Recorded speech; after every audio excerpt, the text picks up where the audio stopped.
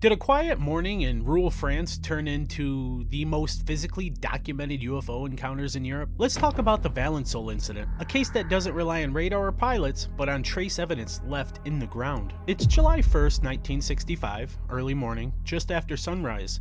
In Valençol, a small farming town in southern France, lavender farmer Maurice Massey is walking out to his field. Then he sees something that stops him cold. Resting on the ground between rows of lavender is a small, oval-shaped craft. Metallic, silent, balanced on short landing legs, and beside it, two small beings. Short, gray-green, large heads and large eyes. Not wearing suits he recognizes, Massey freezes. One of the beings turns toward him and points a small device. There's no blast, and there's no pain, but Massey suddenly can't move, completely paralyzed.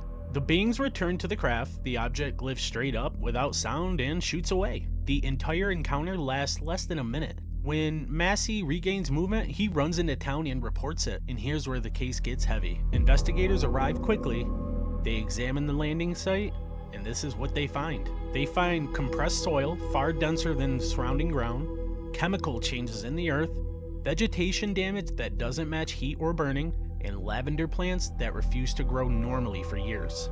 This wasn't imagination. Something had pressed down with tremendous force. So the French government took it seriously. The case is investigated by GPAN, France's official aerospace and UFO research agency. Scientists analyze the soil, botanists study the plants. Their conclusion? Something physical was there. They just couldn't identify it. Maurice Massey never tried to profit.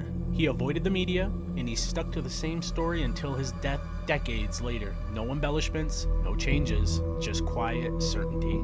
Skeptics suggest a hoax, a helicopter, or a hallucination, but helicopters don't leave localized soil compression patterns without rotor wash damage, and hallucinations don't alter soil chemistry. Let's stack what makes Valençol different.